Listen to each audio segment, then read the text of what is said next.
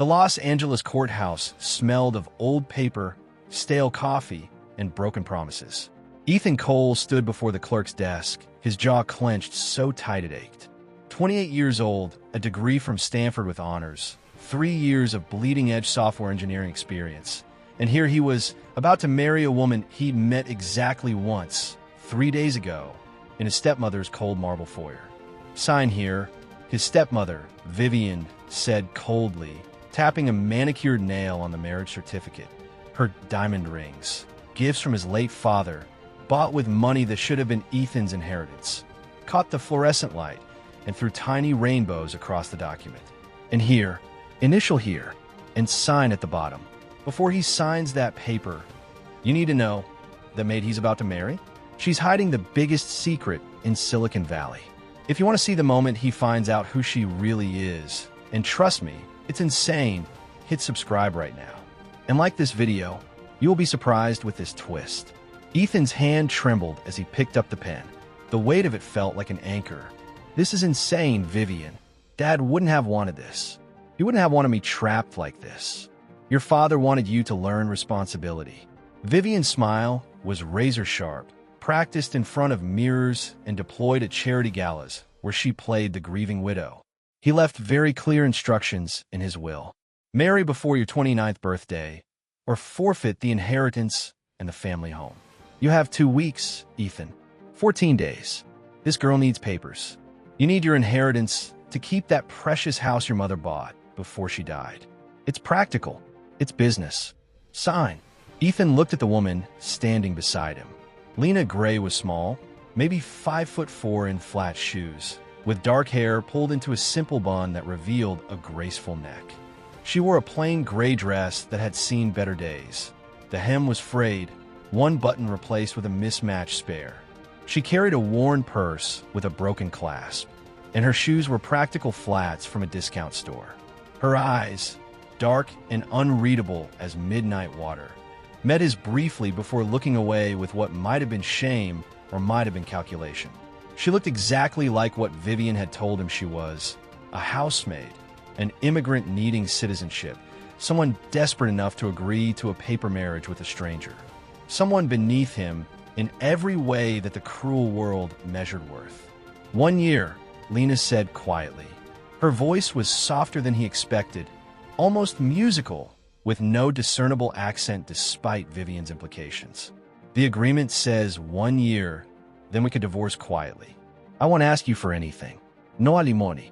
No claims on property. I just need this one thing. How generous. Ethan muttered bitterly. But even through his anger, some part of him registered the dignity in her posture. She wasn't cowering. She wasn't apologizing. She was simply present. He signed his name. The pen scratched across the paper like nails on a coffin lid. She signed hers. Her handwriting was surprisingly elegant, each letter perfectly formed. The clerk, a tired woman who'd probably witnessed 1,000 doomed unions, stamped the papers with bureaucratic indifference. Congratulations. You're married. Next, please. No kiss. No celebration. No traditional words about love and cherishing. Just the sound of Vivian's heels clicking away across the linoleum. Already on her phone, probably calling her lawyer to confirm the trap had closed around her stepson. Outside, the California sun was too bright, too cheerful for what had just happened. Tourists walked past taking selfies. A food truck sold tacos to a lunch crowd. The world continued spinning as if Ethan's life hadn't just been sold for the price of a signature. Lena stood on the courthouse steps, clutching her purse, looking smaller somehow in the harsh daylight. I have my things in storage. Just 2 suitcases. Where should I? Where should we? I have a 1-bedroom in Koreatown. Ethan interrupted, already walking toward his beat-up Honda in the parking garage. The car was 12 years old, the paint sun-faded, the passenger window held up with duct tape. 3rd floor walk up. You could take the couch. Don't touch my stuff. Don't ask me for money. And don't expect me to play husband. This is a business arrangement, nothing more. I understand. Good. The drive was silent except for the rattle of his failing air conditioner and the ambient noise of LA traffic. Ethan's hands gripped the steering wheel so tight his knuckles went white. His mind raced through the past 3 years like a horror film on repeat. He'd been a rising star at TechFlow Industries, brilliant, ambitious, destined for great things. Then he discovered the data theft. His own company, stealing user information from cancer patients and selling it to insurance companies who would use it to deny coverage. People dying because of code he'd helped write. He'd blown the whistle, gone to the press, the authorities, anyone who would listen. And TechFlow had crushed him for it, blacklisted him across the industry, destroyed his reputation with carefully placed rumors about mental instability and fabricated performance issues. No one would touch him now. He was radioactive. 3 years of freelance work that barely covered rent. 3 years of watching his dreams crumble. 3 years of holding onto his father's house. The house his mother had bought when she was alive. The only thing he had left of her, by his fingernails. And now this. Married to a stranger to keep Vivian's claws off his inheritance. "Why did you agree to this?" he asked finally, stopping at a red light near MacArthur Park. "What's your angle? What do you really need citizenship for?" Lena looked out the window at the park where families played despite the neighborhood's roughness. "Everyone has their reasons. That's not an answer." "I know." She turned to look at him then, and for just a moment he saw something in her eyes, a depth of sadness, or perhaps wisdom, that didn't match her supposed station. "But it's the only one I can give you right now. I'm sorry." The light turned green. Ethan drove the rest of the way in silence, wondering what kind of desperation drove a person to marry a bitter stranger, wondering what kind of man he'd become that he'd agreed to this charade, wondering if his father was watching from wherever the dead go, disappointed in the son he'd left behind. Ethan's apartment was exactly what Lena expected. Small, cluttered with tech equipment in various states of assembly, walls covered with coding diagrams and circuit boards mounted like art.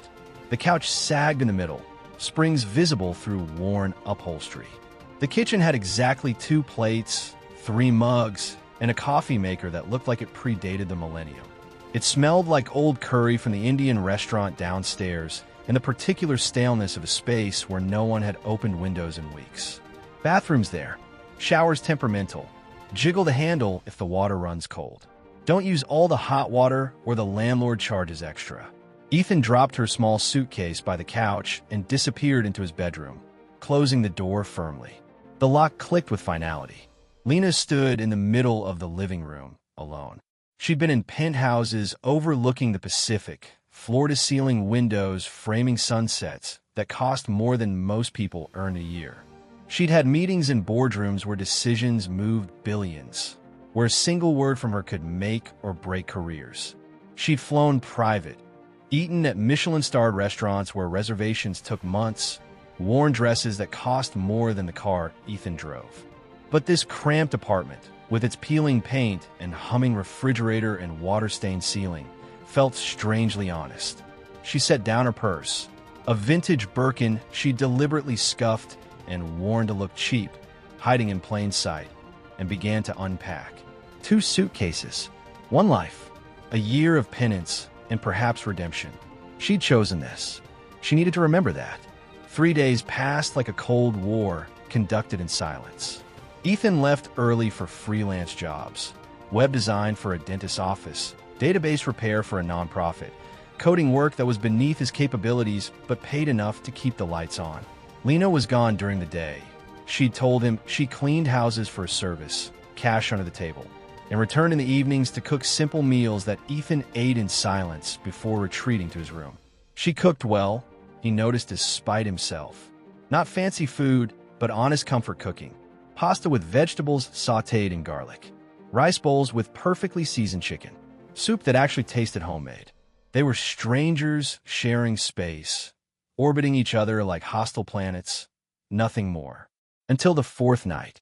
Ethan emerged from his bedroom at 2 a.m., frustrated and exhausted and terrified. His laptop had crashed during a critical client project, a security system for a small business that had already paid half up front. 3 hours of work gone. The system was fried, corrupted by what looked like a cascade failure in the motherboard. He needed that money, needed it desperately. The rent was due in 8 days, and he was $60 short. He found Lena sitting on the couch, reading a worn paperback by lamplight. Something about physics he noticed. Not a romance novel or celebrity gossip, but actual dense scientific text. "Can't sleep?" she asked, looking up. "Computer died. I am screwed." He slumped into the chair, running his hands through his hair. It needed cutting. Everything about him needed fixing. "I had a deadline tomorrow morning. That freelance gig was supposed to keep the lights on for 2 months. Now I'll have to refund the deposit I already spent on groceries and probably lose the client permanently." Lena closed her book carefully, using a receipt as a bookmark. "May I see it?" "See what?" "Your computer." Ethan laughed bitterly. "You fix laptops between scrubbing toilets?" "Sometimes." She said it without defensiveness, just simple fact. "I'm good with technology.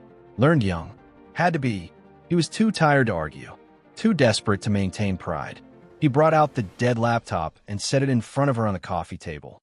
"It's completely fried. I heard the hard drive click before it died. All my backup files were on." "Shoo." Lena opened the laptop, her fingers moving with surprising confidence over the keys. She didn't ask questions, didn't need instructions.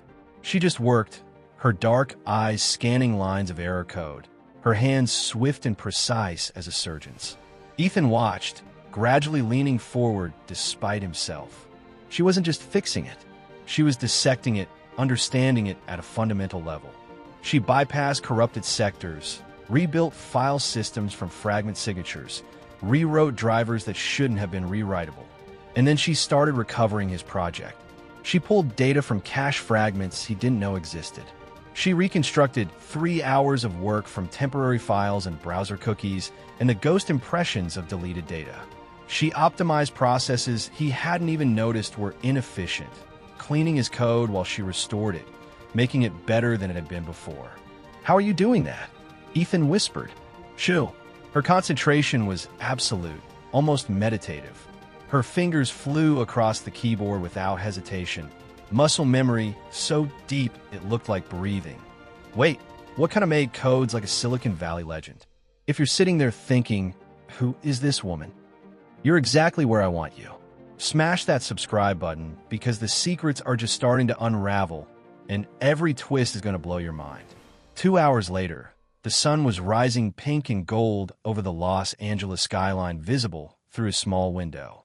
The laptop hummed to life, displaying his project completely restored. Actually, not completely. It was improved, enhanced, perfect. Lena closed the screen gently and stood, stretching. "You should submit it now. You have 3 hours before your deadline. I made some adjustments to the security protocols. They're stronger now. Your client should be pleased." She walked to the bathroom before he could respond, leaving him staring at the laptop like it was a miracle. Ethan opened it with trembling hands. Everything was perfect, better than perfect. But there, in the comments section of the code, buried where a client would never look, was a single handwritten line. // Sometimes the best solutions come from unexpected places. Trust the process. The code was elegant, professional, the kind of work he'd only seen from senior engineers at top firms. The kind of work that took years of experience and natural genius combined. Wait, what kind of maid codes like a Silicon Valley legend? If you're sitting there thinking, "Who is this woman?" you're exactly where I want you. Smash that subscribe button because the secrets are just starting to unravel and every twist is going to blow your mind. When Lena emerged from the bathroom 10 minutes later, towel drying her hair, Ethan was still staring at the screen. "Who are you really?" he murmured. Lena smiled faintly, sadly, like someone remembering a life left behind. "Just someone who knows a little about computers." "That's not knowing a little. That's..." He gestured helplessly at the screen. "That's mastery. That's years of experience. That's..." "It's late. Early. Whatever." She went to the couch and lay down, pulling the thin blanket over herself. "Submit your work, Ethan. Get some sleep. Tomorrow's another day." But Ethan stayed up the rest of the night, submitting his project and then staring at that single line of code, wondering what kind of maid could program like a Silicon Valley legend, wondering what kind of fool he was for not seeing past the disguise. GrayTech Innovations occupied the sleek glass tower on Wilshire Boulevard that Ethan passed every day on his way to freelance gigs, each time feeling his heart twist with longing and resentment. This was the company, the dream, the unicorn that should have been impossible but somehow existed.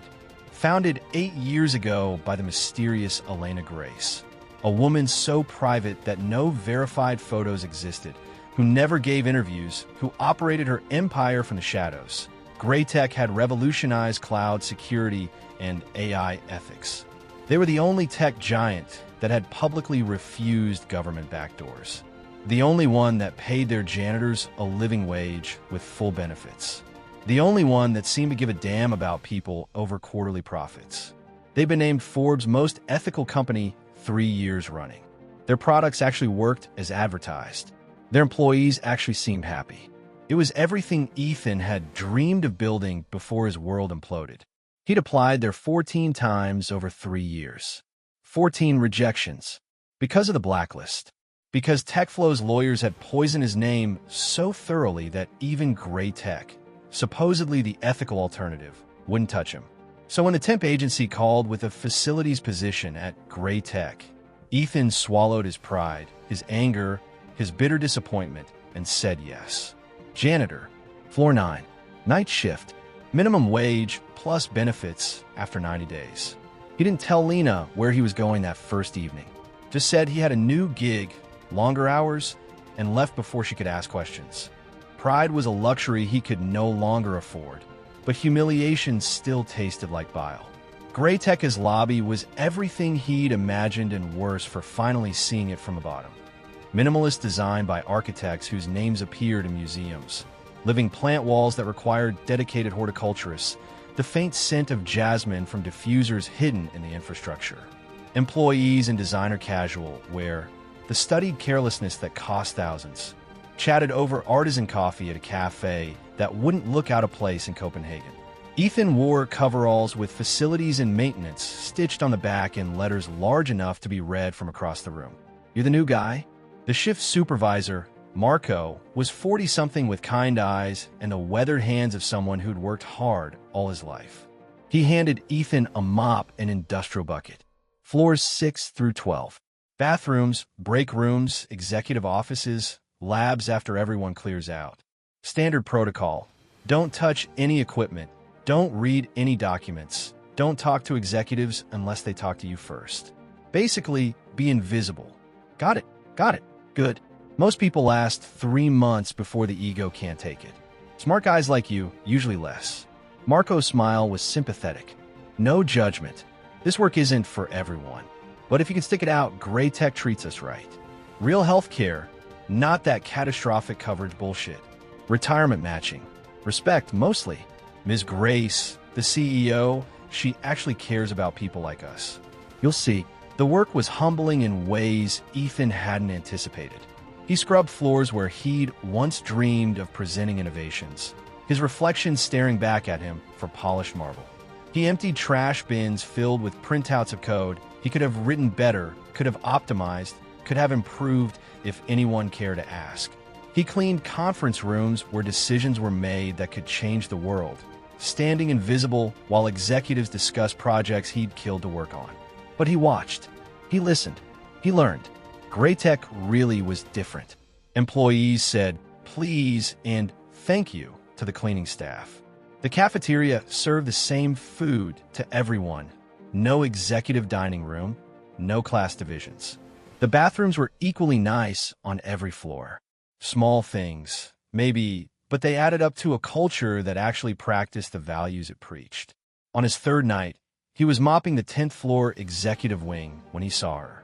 Lena, in the same gray dress, cleaning windows with methodical precision. His heart sank like a stone. She worked here too. Of course she did. She'd probably lied about cleaning houses because this paid better, offered benefits, gave her a path to stability. They were both invisible people in the building where brilliance supposedly lived, both struggling at the bottom while genius happened above their heads. Lena, she turned, surprised. For a moment, something flashed across her face. Panic? Calculation? Fear? Before smoothing into a careful smile. Ethan, You work here too. Apparently, we're both chasing the same minimum wage. He leaned on his mop, trying to read her expression in the low security lighting. You could have told me. We could have carpooled. I wasn't sure you'd want to spend more time together than necessary. She returned to her window, spraying cleaner with practiced efficiency. Given the circumstances, they stood in the empty hallway, two ghosts in a palace of innovation. The hum of servers and HVAC the only sound. It's a good company, Lena said quietly after a long silence. The CEO, she cares about people. Really cares. You can feel it in how the company runs. How they treat us. Like we matter, not just as labor, but as humans. You've met her? Elena Grace. No one meets Elena Grace. She's like a ghost, a legend, a myth, maybe. Lena smiled slightly. But you can feel her presence everywhere. In the policies, in the culture, in the way even the janitors get Christmas bonuses and birthday cards. Someone built this place with intention. Ethan leaned against the wall, exhaustion seeping into his bones. I used to dream about working here. Actually working here, engineering, design, creating things that matter. I must have applied a dozen times. Why didn't they hire you? Because I'm radioactive. Because I chose ethics over ambition, and the industry made me pay for it. The bitterness was acid in his throat. TechFlow made sure no one would touch me. Even the ethical companies won't risk it. Lena looked at him, then really looked at him with those dark, unreadable eyes. Sometimes people deserve second chances, Ethan, even when the world says they don't. Especially then. Pretty words. The world doesn't work that way. Maybe it should. Maybe someone needs to make it work that way. Something in her voice made his chest tighten, made him wonder again who this woman really was beneath the costume of servitude. You deserve better than this, he said suddenly. You're too smart to be cleaning windows. That code you wrote, the way you fix my laptop, you could be doing real work. Important work. She just saved $1 billion company in 10 minutes, in the dark. If you're not subscribed yet, what are you even doing? Hit that button right now, because we're about to find out exactly who this maid really is. And let me tell you, the reveal is worth it. And you're too talented to be mopping floors. Yet here we both are. She met his eyes in the reflection of the window. Maybe we're exactly where we need to be. Maybe the universe has a sense of timing we don't understand yet. That's optimistic. That's survival. They shared a smile. The first real one since they'd met. Fragile and genuine. 1 year, Lena said, echoing her words from the courthouse. That's all I need. Ethan nodded slowly, something shifting in his chest. 1 year. But he was starting to wonder if a year would be enough to figure out who his mysterious wife really was. Or if he even wanted to know. Sometimes ignorance felt safer than truth. The GrayTech cafeteria was an architectural marvel. Floor-to-ceiling windows overlooking a Japanese Zen garden. Natural light streaming through. Tables made from reclaimed wood that probably cost more than Ethan's car. The menu ranged from street tacos to molecular gastronomy. All subsidized, so even the lowest-paid employees could afford to eat well. Ethan ate there during his lunch break, a small luxury on his janitor's salary, but worth it for the glimpse into the world he'd lost. Worth it to pretend, for 30 minutes, that he still belonged in places like this. That's where he saw them corner Lena. 3 executives, designer suits, and expensive watches, and the casual cruelty of people who'd never been powerless. They huddled around the woman who was refilling the salad bar, their laughter sharp and mean. The blonde one, Victoria, her name tag said VP of Operations, was leading the pack. Honey, do you even know what GrayTech does? Or do you just know how to polish our desks and wipe our whiteboards? The others snickered like hyenas sensing blood. Lena kept her head down, quietly arranging lettuce with careful precision, her hands steady despite the harassment. I bet she thinks AI stands for absolutely ignorant, a man in an expensive suit said. His name tag read Director of Business Development, and his teeth were too white, his tan too perfect. Or always inferior, Victoria added, which, let's be honest, is probably more accurate for her kind. Ethan's hands clenched around his tray, his coffee sloshing dangerously close to the rim. He should walk away, keep his head down. He needed this job desperately. He couldn't afford to make waves, to draw attention, to risk the fragile stability he'd barely achieved. But then Victoria plucked Lena's work badge from her apron pocket and held it up mockingly, reading it in an exaggerated accent. "Lena Gray, is that even your real name? You people always have fake identities, fake papers, fake. Give it back." Ethan was moving before he decided to move, crossing the cafeteria in long strides, his tray forgotten on a nearby table. "Now!" Victoria turned, eyebrows raised in theatrical surprise. "Excuse me? You heard me. Give her the badge and apologize." "And who are you?" Victoria's smile was venom, her eyes scanning him with dismissive contempt. "Oh wait, I remember. You're janitor boy, the one who cleans my bathroom. How cute that you think you have a voice here. My voice is the same volume as yours. Give back the badge." The cafeteria had gone quiet, conversations dying as people turned to watch. Someone pulled out their phone, probably recording. Ethan felt the weight of attention like a physical thing. "This is adorable," the man in the expensive suit said. The help defending the help. Maybe they're dating. Maybe this is some kind of underclass romance. "Stay in your lane," Victoria said, her voice dropping to something dangerous. "You're here to clean toilets, not play hero. My lane is standing up to bullies." Ethan plucked the badge from Victoria's manicured fingers and handed it back to Lena. Even if they were Prada and hide behind titles they probably didn't earn. Victoria's face flushed red, her composure cracking. "Do you have any idea who I am? I could have you fired with one phone call. Then make the call. But first, apologize to her." "I will do no such. This company was built on respect," Ethan said, his voice carrying across the silent cafeteria. "On the idea that everyone deserves dignity regardless of their title or paycheck. I've been here 3 days, and I know that. Maybe you should try living up to the values you claim to represent." For a moment, Victoria looked like she might actually explode.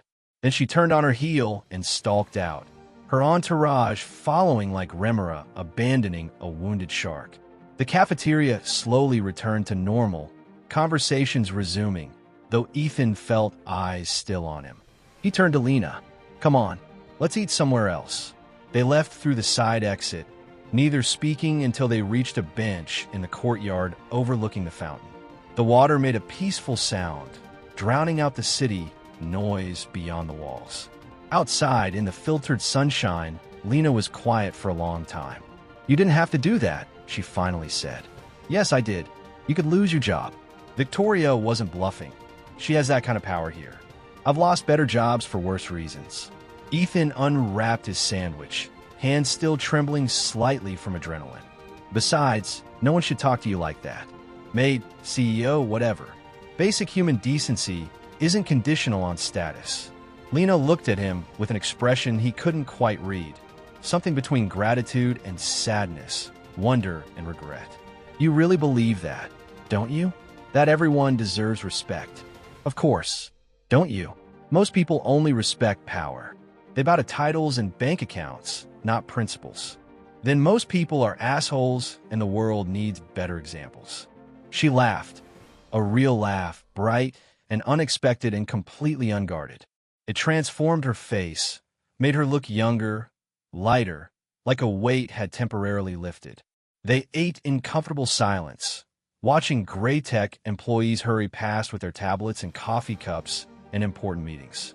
Young engineers debating code, executives taking calls, interns looking nervous and eager. "Can I ask you something?" Lena said eventually. "Shoot, why did you really blow the whistle? At your old company, you knew it would destroy your career. You knew they'd retaliate. Why do it anyway?" Ethan was quiet for a moment, watching the fountain. They were stealing user data from cancer patients. Medical information, treatment plans, prognosis reports. Selling it to insurance companies who would use it to deny coverage or jack up premiums. People were dying because of what we built. Because of code I helped write. But you didn't know that when you wrote it. No, but I knew it when I discovered it. And I couldn't. I couldn't look at myself in the mirror anymore if I stayed silent. My mom died of cancer when I was 15. Treatment bankrupted my dad, ruined his life, took everything we had. And we were the lucky ones. Her insurance actually covered most of it. These people TechFlow was targeting, they weren't so lucky. He turned to look at Lena directly. So yeah, I blew the whistle, even though it cost me everything. Even though I'm now a janitor at the company I dreamed of joining. Because some things matter more than career advancement. Some things matter more than being comfortable. Lena's eyes were bright, possibly with unshed tears. You admire Elena Grace, don't you? GrayTech is CEO? I don't even know if she's real, Ethan admitted. No one's ever seen her. No photos, no interviews, just this legend of a woman who built an empire on ethics. It's probably just good PR. Probably she's just another billionaire who talked a good game, but doesn't actually care. What if she's real? Lena asked softly. What if she built this company because she believes what you believe? That technology should serve people, not exploit them. That profit and principle can coexist. What if she's just tired of being judged for her power instead of her principles? Tired of people only seeing her bank account instead of her heart? Then I'd tell her she's doing something right. Ethan looked around at the GrayTech campus. The green spaces, the happy employees, the sense of purpose that permeated everything. This company, even the janitor job, it feels different. Like maybe capitalism doesn't have to be cruel. Like maybe someone actually built something good. Maybe, Lena said, her voice barely above a whisper, the CEO you dream of isn't who you think. Maybe she's closer than you imagine. Maybe she's been watching you all along. Ethan looked at her curiously. What does that mean? But Lena just smiled, mysterious, sad, hopeful, and stood. Break's over. Back to work, janitor boy. Right behind you, window girl. As they walked back inside, Ethan realized something. For the first time since his world had collapsed 3 years ago, since TechFlow had destroyed his career and Vivian had trapped him in a sham marriage, he actually felt hope. Not just hope for survival, hope for something better. And it terrified him because hope was dangerous. Hope made you vulnerable. Hope set you up for even greater falls.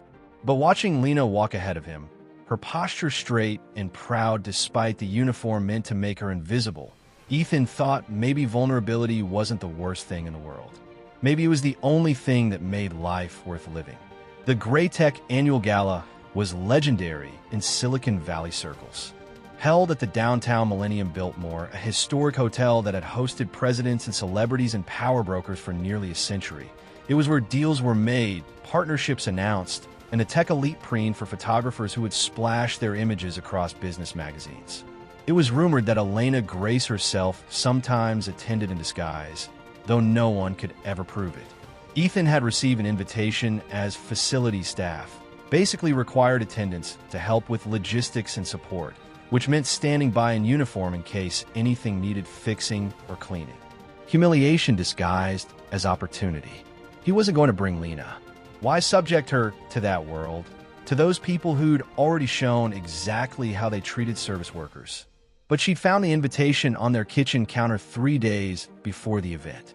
You should go, she'd said quietly, holding the embossed card like it might bite. You belong there more than you think. As a janitor, as someone to fetch drinks and clean spills. As Ethan Cole, the man who chose integrity over comfort. The man who stands up to bullies even when it costs him. She'd met his eyes with unusual intensity. Take me with you, please. I want to see that world. Just once. So here they were. Ethan in a thrift store tux that almost fit, the sleeves slightly too short, the jacket slightly too tight across the shoulders. Lena in a simple navy dress she'd probably borrowed, modest and plain next to the designer gowns that cost more than their monthly rent combined, and surrounded by wealth that glittered like broken glass in chandelier light. The Biltmore's crystal ballroom was overwhelming.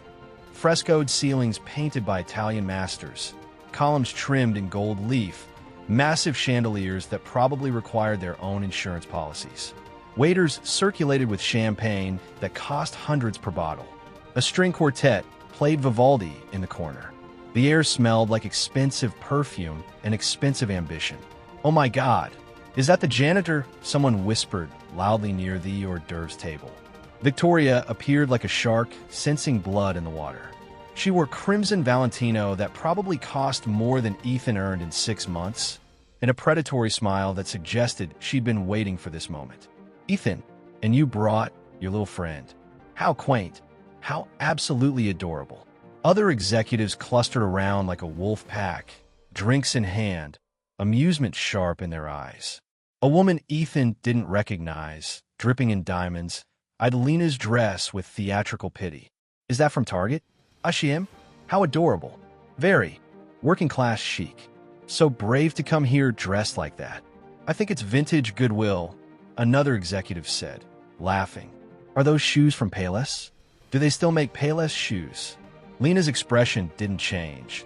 She stood perfectly still, perfectly composed, but Ethan felt her hand tighten slightly on his arm. The smallest tell, the tiniest crack in her armor. "At least she tried," Victoria said, her voice dripping with false sweetness. "Most of the service staff don't even bother showing up to these events. They know their place. But this is cute. This is like Cinderella going to the ball, except without the fairy godmother to make her presentable. More like the scullery maid crashing the party," someone else added. Ethan opened his mouth to tell them exactly where they could shove their designer labels and inherited wealth. The lights flickered, once, twice, then the entire ballroom plunged into darkness. Emergency lights kicked in immediately, bathing everything in eerie red. A massive display screen behind the stage, which had been showing a presentation about GrayTech's quarterly achievements, now showed only error, critical system failure. Around the room, tablets went dark. Phones lost connectivity. The string quartet's electric instruments died mid-note. "What the hell?" someone shouted. Marco, the facility's supervisor, ran past in his uniform, looking panicked. "The entire network's down. Everything. Financial systems, security protocols, the AI core customer databases, everything's crashing simultaneously." Panic rippled through the crowd like a physical wave. Ethan heard someone say, "ransomware attack," and another executive was already on her phone, screaming at IT staff. "This is millions in losses per minute," Victoria hissed to her entourage. "Every second we're down, transactions are failing. If this hits the stock market before we control the narrative." "Where's the tech team?" someone demanded. "They're trying, but the systems lock them out at the root level." Ethan watched the chaos unfold, his engineer's mind automatically analyzing what he could see. This wasn't random. This wasn't external. The pattern of failure, cascading from core systems outward, taking down redundancies simultaneously. This was an internal architecture collapse, probably triggered by a single corrupted file in a critical pathway, but accessing it would require. Lena let go of his arm. "I'll be right back," she murmured.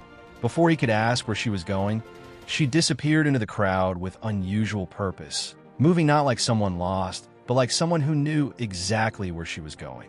Ethan followed, pushing through panicking guests and confused staff. He found her backstage, past security that should have stopped her, but somehow didn't, in a server room he didn't even know existed in the hotel. She stood before a wall of screens and keyboards, her hands already flying across the interface with the speed and precision of a virtuoso. "Lena, what are you? How did you even get in here?" "Not now." Her voice was completely different, commanding, certain, stripped of all pretense. "I need absolute silence." Ethan watched, stunned into compliance, as his housemaid wife began rewriting core system architecture in real time. She wasn't following standard protocols. She was creating new ones on the fly, her fingers moving so fast they blurred. She bypassed security layers that shouldn't have been bypassable. She accessed code that should have required multiple authorization levels. She navigated the system like she'd built it herself. Because Ethan realized with growing certainty she had. Lines of code scrolled past faster than he could read. She muttered technical terms that most engineers wouldn't understand. Quantum encryption keys, neural network bridge protocols, distributed consensus algorithms. She worked with the absolute confidence of someone who knew every line of code in the system, every vulnerability, every elegant solution. She was magnificent. 10 minutes felt like hours. Sweat beaded on her forehead. Her jaw was clenched in concentration. The screens flickered with error messages and warnings and system demands that she dismissed or resolved with keystrokes, so precise they looked like choreography. Then, suddenly the screen stabilized. Green lights across the board. The emergency lights died. Normal lighting returned. Throughout the ballroom, phones and tablets hummed back online simultaneously. The display screen reset and resumed its presentation. The string quartet's instruments sparked back to life. Lena closed the terminal, stepped back, and let out a long breath. Her hand was shaking slightly. "How did you?" Ethan started, but his voice felt distant, dreamlike. She turned to him, and for the first time, he saw her completely unmasked. Saw the sharp intelligence burning in her eyes. The bone-deep confidence of someone who'd commanded empires. The exhaustion of someone carrying a weight too heavy for one person. "We should get back," she said quietly, her voice small again. "Before anyone notices we're gone." They returned to the ballroom as applause erupted. The tech team was taking bows, looking confused but profoundly relieved. No one had seen Lena slip away. No one except Ethan understood what had just happened. She just saved $1 billion company in 10 minutes, in the dark. If you're not subscribed yet, what are you even doing? Hit that button right now, because we're about to find out exactly who this maid really is. Victoria approached them, her earlier mockery replaced by grudging, puzzled respect. Well, the janitor stayed calm during the crisis. Didn't panic like half the executives. How unexpected. But she was looking only at Ethan. Not at the woman who had just saved the company millions, possibly billions. Not at the woman who had just prevented a disaster that would have made international news. The woman who remained invisible by choice. Later, on the drive home through empty LA streets, Ethan finally spoke. "You just did what half the IT department couldn't do. In 10 minutes. In the dark. On a system that locked out trained professionals." Lena stared out the window at the city lights. "I got lucky. The solution was obvious once I saw the problem." "That wasn't luck, Lena. That was expertise. That was mastery. That was someone who's done that before, who built that system, who knows it like breathing." He pulled over into an empty parking lot, turning to face her directly. "Who are you really?" "I'm your wife." "That's a legal designation, not an answer. It's the only answer I can give you. Right now." She met his eyes, and he saw fear there, vulnerability, desperate hope. 1 year, Ethan. That's all I ask. 1 year of trust. Then you'll understand everything. Trust goes both ways. I know, and I'm trusting you with more than you realize. Just by being here. Just by letting you see. She gestured helplessly. "More than I should have shown you tonight. Why hide? If you can do that, if you have that kind of talent. Because talent makes you a target. Because power isolates you. Because every time people know what you can do, they stop seeing who you are." Her voice cracked slightly. "I just wanted someone to see me. Not what I can do. Not what I'm worth. Just me." They drove the rest of the way in heavy silence. But something fundamental had shifted between them. Ethan couldn't stop thinking about the way her hands had moved across that keyboard. Like she'd built the empire he'd always dreamed of joining. Like she was the ghost he'd been chasing all along. 3 weeks after the gala, Ethan made a discovery that cracked his world open. He was cleaning the GrayTech development lab late one night, the restricted floor where active projects lived behind glass walls, when he found it. His own prototype. The code ethics AI he designed at TechFlow 3 years ago. The whistleblowing tool that could detect corporate fraud by analyzing code patterns and financial transactions simultaneously. The invention that had gotten him fired when he'd tried to use it against his own employers. The dream he'd been forced to abandon. But this version was different. Improved. Refined. More elegant than he'd managed to make it. And it was marked with a small placard. Code Ethics AI version 3.0, original design by Ecole. Acquired and developed by Lena GrayTech Innovations. Patent pending. Launching Q2. She'd bought it. The Ghost CEO had somehow acquired his failed invention and was developing it properly, bringing it to life the way he'd always imagined but never had the resources to achieve. Beautiful, isn't it? Ethan turned to find Lena standing in the doorway, 2 cups of coffee in hand.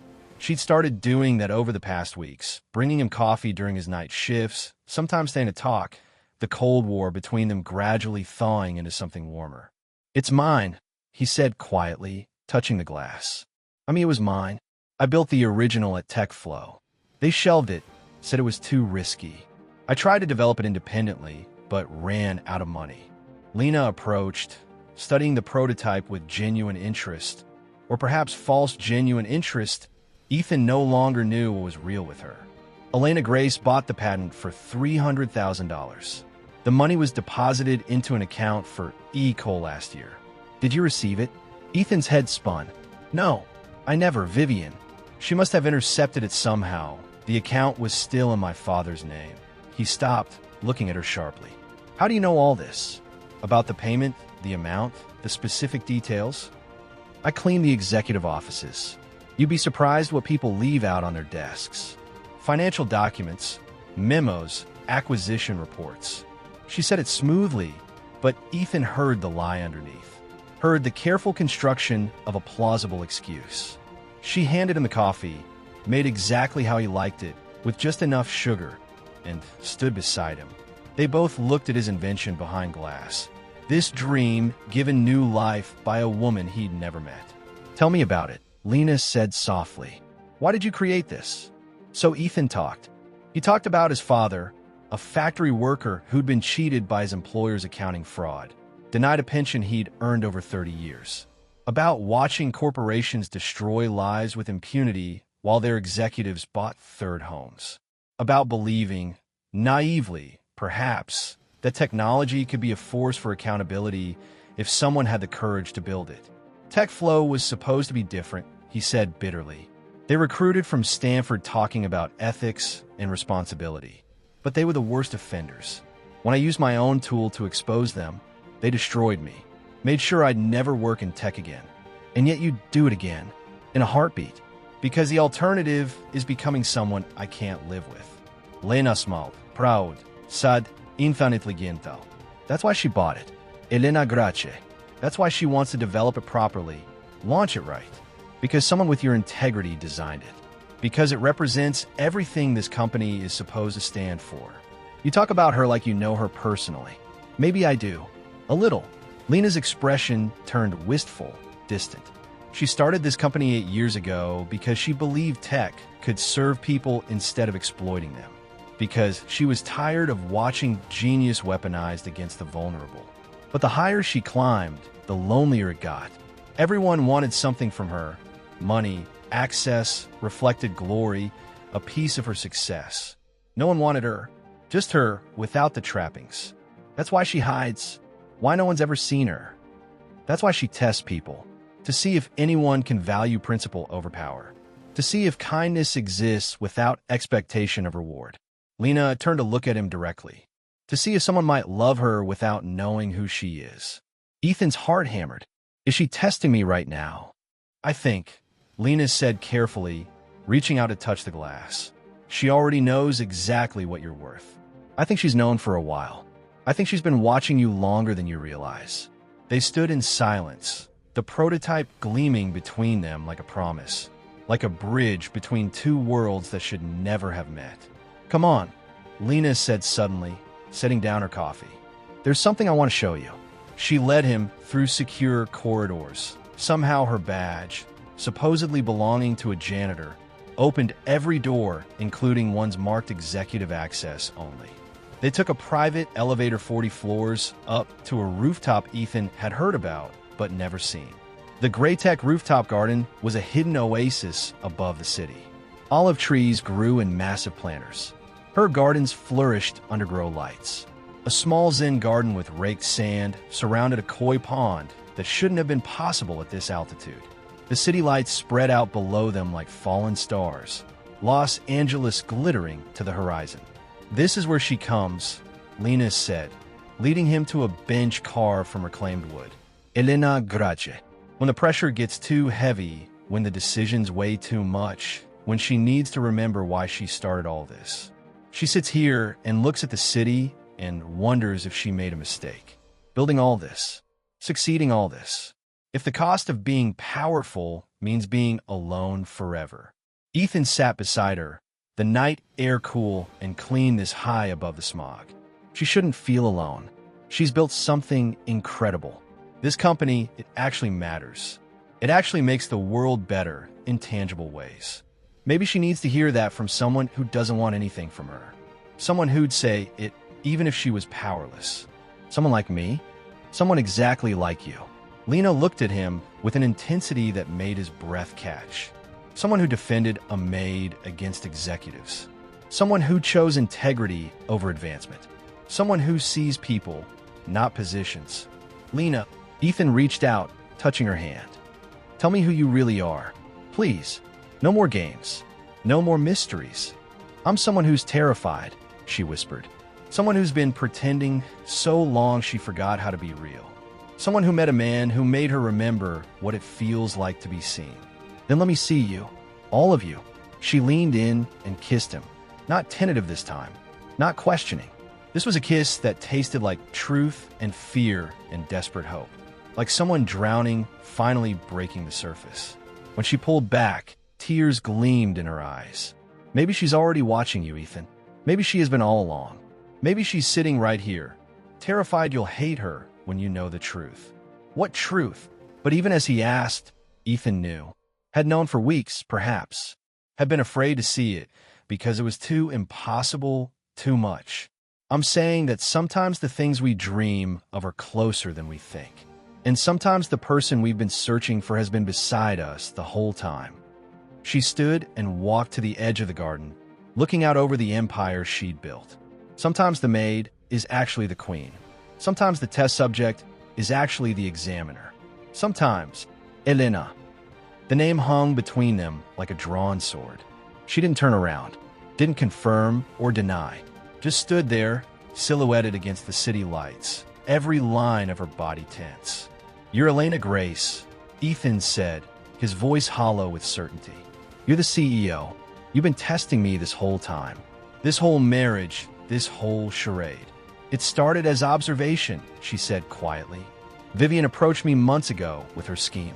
Told me about her stepson who needed a wife to secure his inheritance. I researched you, found your whistleblowing case, your blacklisting, your principles. I was curious, so I agreed to the marriage planning to stay distant, to observe from behind the disguise. But you were real. You were kind when you thought I was nobody. You defended me when you thought I was powerless. You shared your dreams with someone you thought couldn't help you achieve them. You, her voice broke. You made me remember what it feels like to be human. Not a CEO, not a billionaire, not a brand. Just a person who wants to be loved for who she is. Ethan stood, his world tilting on its axis. So, this was all an experiment? A billionaire's game? It was survival. Elena turned, and for the first time, he saw her as she truly was, powerful and vulnerable, certain and terrified, everything at once. I'm 32 years old, and I haven't had a real conversation in years. Everyone wants something. Everyone has an angle. I just wanted to know if anyone could still see me. If kindness still existed without expectation of reward. And me? What am I? Your thesis project. You're the man I fell in love with. The words came out raw, honest, devastating. That was never part of any plan. That terrified me more than any business deal ever has. They stared at each other across the rooftop garden, the city humming below them. Two people who'd been pretending finally stripped the disguises. I don't know if I can forgive this, Ethan said slowly. I know. I don't know if I can trust you. I know that too. But I also know I can't stop thinking about you. About us. About what we could build if we were honest. He stepped closer. So here's my counteroffer. No more lies. No more tests. Just Elena and Ethan, equal partners, figuring this out together. Can you do that? Elena smiled through tears. I can try. Then try. He kissed her again, and this time it felt like a promise instead of a question. Like the beginning of something real. The board meeting was scheduled routine until Marcus Chun made his move. Elena Grace sat at the head of the table in her full CEO presence. Custom-tailored suit, hair professionally styled, every inch the powerful executive. Around her sat the board of directors, venture capitalists who'd backed her early, industry veterans who'd joined for the prestige, Marcus Chun, the CFO, who'd been angling for her position since his first day. Before we discuss quarterly projections, Marcus said, standing with a tablet and a smile that promised violence, I think the board deserves to know about an interesting personnel situation that's come to my attention. Lena felt the trap closing like jaws around her throat. This better be relevant to company business. Marcus. Oh, it's extremely relevant. He projected an image onto the screen, a marriage certificate from LA County. Our CEO is married to an employee, a janitor specifically, a man who was blacklisted for corporate espionage, a man she's been hiding from us for months. The board erupted in murmurs. Several directors leaned forward, interest sharpening to attention. Lena kept her expression neutral through years of practice. My personal life is not. She's been living with him for 2 months. Playing house. Playing. Marcus smiled viciously. Playing poor. Some might say conducting a sociological experiment. Using an employee as a test subject without informed consent. That's an ethics violation, isn't it? For a company that prides itself on ethical practices, that's an absurd characterization of. Is it? Another image. Lena in her gray dress, cleaning windows at GrayTech. Our CEO has been disguising herself as a maid, working alongside staff, deceiving her husband, deceiving this board, violating company policy about disclosure of relationships, potentially creating massive liability exposure. Lena's hands clenched beneath the table. This is a gross misrepresentation. The boardroom doors burst open. Reporters flooded in. Marcus had clearly tipped them off, probably took payment for the exclusive. Camera flashes exploded like grenades. Questions ricocheted off the walls. Ms. Grace, is it true you married a janitor? Did you trick him into marrying you? Is this a publicity stunt? What does your husband think of your deception? Are you exploiting workers for personal entertainment? And then Ethan was there, pushing through the crowd, still in his coveralls from his shift. Someone must have told him, probably one of Marcus's people enjoying maximum humiliation. Their eyes met across the chaos. His face showed everything: confusion, betrayal, understanding, hurt. A man watching his world shatter in real time while cameras captured every second. Ethan, Lena said, standing, years of so, composure crumbling. I can explain. You're her. His voice was hollow, dead. You're Lena Grace. You've been her this whole time. Every conversation, every moment, he laughed a broken sound. God, I'm an idiot. I wanted to tell you. I was going to tell you. When? After you'd finished your experiment? He spat the word like poison. Was I part of your research? Testing if a poor boy would still be respectful if he didn't know you were a billionaire? Seeing if the desperate would perform for scraps? It wasn't like that. Then what was it like, Lena? He used her fake name like a curse. Or should I call you Lena? Or Ms. Grace? What's the proper title for someone who's been lying to my face for 2 months while I pour my heart out? I fell in love with you. The words rang out in sudden silence. Every camera turned. Every reporter leaned in. Every board member watched with predatory interest. Lena stood exposed before the world. No mask remaining, nowhere to hide. I fell in love with you, Ethan. That wasn't part of any plan. That wasn't strategy or observation or experiment. That was real, the realest thing in my life. How can anything between us be real when it was all built on lies? His eyes were wet, red-rimmed. I defended you. I protected you from Victoria. I told you my dreams, my fears, my history. I thought you were someone who needed saving, who deserved kindness. But you're the one with all the power. You're the one who's been playing games with people's lives. I wasn't playing. Then what do you call marrying someone without telling them who you are? What do you call pretending to be someone you're not while watching them struggle? While watching them clean the building you own? His voice rose. You watch me mop floors while dreaming about working for the company you built. You let me defend you from executives who work for you. You kiss me on a rooftop you own while pretending. I was pretending to be powerless because power is all anyone ever sees. Lena's composure finally broke. You're right. I lied. I deceived you. I should have told you from the start. But I was terrified, Ethan. Terrified that you'd change. That you'd see the money and the company and the influence instead of seeing me. Can you understand that? Can you understand wanting someone to love you for who you are? not what you have. I could have understood if you'd given me the chance. He turned away, but you didn't trust me enough for honesty. You valued your test more than my dignity. He walked toward the door. Ethan, please. He stopped at the threshold, not turning back. I thought we were building something real. I thought after everything I'd lost, I'd finally found someone honest. Turns out I was just another variable in your experiment. He left. Elena moved to follow, but Marcus blocked her path with false concern. You can't just leave a board meeting, Elena. We have questions. The board deserves answers about this liability, this ethical breach. Meeting adjourned. Her voice was ice, but her hand shook.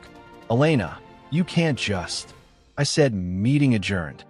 She looked at him with an expression that made him step back. And Marcus? Clean out your desk. You're fired. Effective immediately. Breach of fiduciary duty. Unauthorized disclosure of confidential information. Creating hostile work environment. Choose your lawyer carefully. She walked out, leaving chaos in her wake. And for once in her carefully controlled life, Elena Grace had absolutely no idea how to fix what she'd broken. The cameras followed her to the elevator. The reporters shouted questions. The board members demanded explanations. My heart is breaking right now. And if yours is too, you're part of this community. Subscribe so you never miss stories like this. Real emotion, real stakes, real consequences. Because we're not done yet. Redemption is coming, and you need to be here for it. But all she could see was Ethan's face. All she could hear was the crack in his voice when he'd called their love an experiment. The elevator doors closed on the pandemonium. Elena collapsed against the wall, and let me tell you, the reveal is worth it. My heart is breaking right now. And if yours is too, you're part of this community. Subscribe so you never miss stories like this. Real emotion, real stakes, real consequences. Because we're not done yet. Redemption is coming, and you need to be here for it. And for the first time since she'd founded this company, she allowed herself to cry. For 2 weeks, Ethan disappeared from Elena's life entirely. He quit his GrayTech job via email, a terse 2 sentences about irreconcilable circumstances. He stopped answering calls from the office, from Marco, who was concerned, from the reporters who'd somehow gotten his number. He stayed in his apartment, scrolling through news articles that called him the janitor prince and Cinderella's reverse story and the accidental billionaire's husband and other humiliating headlines that reduced his pain to entertainment. Elena Grace's secret marriage was Silicon Valley's favorite scandal. Business Insider ran a profile questioning her judgment. Forbes asked if female CEOs were held to different standards or if this was genuine misconduct. TechCrunch spun conspiracy theories about corporate espionage. Twitter exploded with hot takes from people who knew nothing about either of them, but had strong opinions anyway. The business world smelled blood in the water. Competitors mocked her publicly. Investors questioned her stability. Marcus Chun, despite being fired, gave interviews suggesting the board should vote no confidence. Stock prices fluctuated wildly, but the cruelest cuts came from social media. Gold Digger finally found his gold mine. What kind of man marries up then plays victim? Ethan Cole is a manipulative opportunist who knew exactly who she was. He's after her money, obviously. This is all calculated. The lies spread like wildfire through algorithmic fuel. People who'd never met him, never spoken to him, never bothered to learn his story, were writing his character in 280 characters of venom. And Ethan watched, numb, until the day his phone buzzed with a message from an unknown number. The rooftop garden. Midnight tonight. Please. I know I don't deserve it. But please. He shouldn't go. He should delete the message. Block the number. Move on with his broken life. But at 11:45 p.m., he found himself standing outside GrayTech, looking up at the building that had been his dream and his nightmare, his hope and his destruction. The security guard, Miguel, who'd been kind during Ethan's employment, just nodded and let him through without question. She's been up there every night, Miguel said quietly, waiting, just in case. The rooftop garden was empty except for Elena. She sat on their bench in jeans and an old Stanford sweatshirt, looking smaller than he'd ever seen her. No se arme. No designer clothes. No makeup to hide the dark circles under her eyes. Just a woman who looked like she hadn't slept in weeks. "You came," she said, not standing. "I wasn't sure you would. I shouldn't have." "I know." She didn't argue. "I've spent 2 weeks trying to find the right words. Practiced speeches, prepared grand gestures, consulted therapists and friends and my lawyer. But the truth is simple and insufficient. I'm sorry. Sorry for lying? Or sorry you got caught? Sorry for not trusting that you could love me without the lie."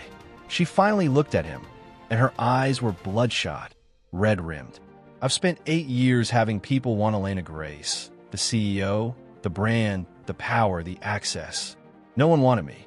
Just me, without all the trappings. So I tested you, and that was wrong. I should have been honest from the start. So, you admit it was a test." It was self-preservation that became something else entirely. She stood, facing him fully. "I wanted to know if someone could see me. Not my bank account, or my company, or my influence. Just me. And you did, Ethan. You saw me. You defended me when I was nobody. You shared your dreams with me when I was just a maid. You showed me that goodness still exists without a price tag. And somewhere in there, I fell in love with you so hard it terrified me. By lying to me every single day. Yes, she didn't flinch from it. I lied because I was a coward. I lied because I'd been hurt before by people who loved my money, but not my heart. People who changed when they learned who I was, who saw opportunity instead of a person. I lied because falling in love with you was terrifying, and I didn't know how to stop." Ethan's chest ached. He'd prepared for this confrontation, rehearsed his anger, built walls to protect himself. But seeing her like this, vulnerable, honest, devastated, made those walls crack. "The kiss on the rooftop," he said quietly. "Was that real? Every second with you is real. The only real thing in my life." She pulled out a folder with trembling hands. "This is for you." "What is it?" "Your invention. GrayTech AI. I'm making you co-founder of GrayTech Technologies with 49% equity. You'll have full creative control, equal decision-making power, and enough money to never worry about Vivian's manipulations again. The contract is fair. I had 3 separate lawyers review it to make sure I'm not taking advantage of you." Ethan opened the folder. The contract was real, legitimate, incredibly generous. "This is guilt money. This is what you always deserved. What you should have gotten from TechFlow. What you would have earned if the industry hadn't blacklisted you for doing the right thing." She stepped back. "Whether you forgive me or not, whether you stay or go, this is yours. No strings, no conditions. Just justice, finally." She turned to leave, and Ethan felt his carefully maintained anger crack and crumble. "Wait." Lena stopped mid-step, hope flickering across her face so quickly she couldn't hide it. "The things you said on the rooftop," Ethan said slowly. "About being alone, about carrying the weight of power, about wanting to be seen. Did you mean them? Every word. Then let me carry some of it with you." She turned back, tears spilling over. "What?" "I'm still angry," Ethan said honestly. "I'm still hurt, and I don't know if I can trust you again. Not completely, not yet. I understand, but I also can't stop thinking about you. About the woman who brought me coffee at 2 a.m. and fixed my laptop and kissed me under the stars." He stepped closer. "I don't want your money, Lena. I never did. But if you're serious about partnership, real partnership, equal partnership, complete honesty, then maybe we can figure out how to build something honest from the wreckage. You'd give me another chance?" Her voice broke on the words. "I'd give us another chance. If you promise, no more lies, no more masks, no more tests. Just Lena and Ethan, figuring this out together like actual partners. That's the deal. Take it or leave it." Elena's smile broke like dawn after a long night.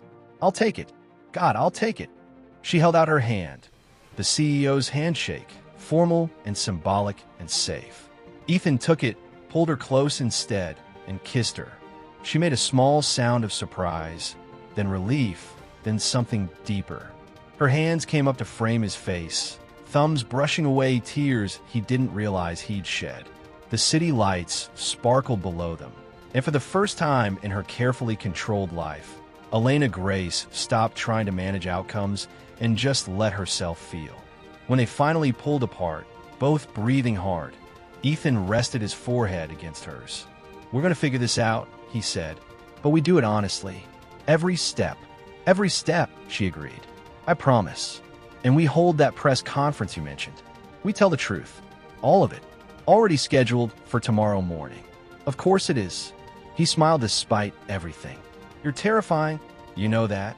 "I'm terrified," she corrected. "There's a difference." "Then let's be terrified together." They sat on the bench, her head on his shoulder, watching the city breathe below them. Two people who'd been hiding, finding the courage to be seen. The press conference was standing room only, every major outlet represented. Lena stood at the podium in the GrayTech main auditorium, Ethan beside her. Not behind, not in front, beside her as an equal. Their hands were linked in full view of every camera, a statement without words. "I owe you all. And more importantly, I owe my husband an explanation and an apology." She told the truth without filters or spin. The arranged marriage to help him secure his inheritance. Her decision to hide her identity to see if real kindness still existed. The growing connection that became genuine love. The fear that had kept her silent too long. The mistakes she'd made and the pain she'd caused. "I made terrible errors in judgment," Lena said clearly, meeting the cameras directly. "I deceived someone I care about deeply because I'd forgotten how to trust. But Ethan taught me something fundamental. Integrity isn't conditional. It doesn't change based on who's watching or what you have to gain. It's who you are when no one's keeping score." She gestured to the screen behind her, where code ethics, AI's interface glowed with elegant simplicity. This is what real innovation looks like. An AI that holds corporations accountable for their code and their conduct. That protects whistleblowers from retaliation. That puts ethics before profits and people before shareholders. She paused, letting that sink in. Ethan Cole designed it years ago at TechFlow Industries, and they destroyed his career for daring to use it to expose their fraud. Today, GrayTech is launching it as the cornerstone of a new venture, GrayCole Technologies. The name appeared on screen, their names intertwined in elegant typography. Equal weight, equal prominence. Equal partners, Lena continued. Equal vision, equal commitment to building technology that serves humanity instead of exploiting it. Equal equity split, equal decision-making power, equal everything. Because this company was built on a principle I'd lost sight of. We're only as good as how we treat each other when no one's watching. She turned to Ethan, speaking to him but knowing the world would hear. "I can't undo the lies. I can't erase the deception. But I can spend the rest of my life earning back your trust, if you'll let me. Building something honest together.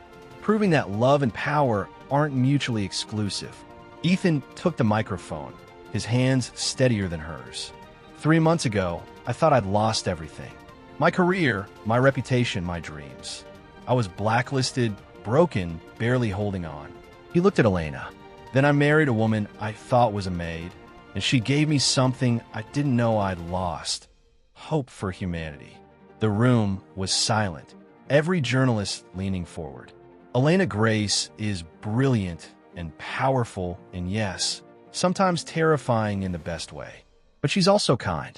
She's thoughtful. She remembers how I like my coffee.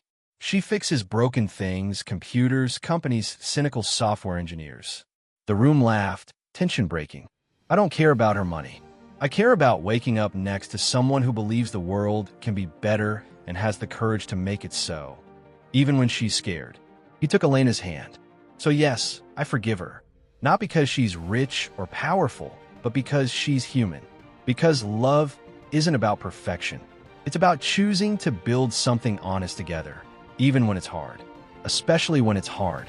The reporters erupted with questions, hands shooting up across the auditorium.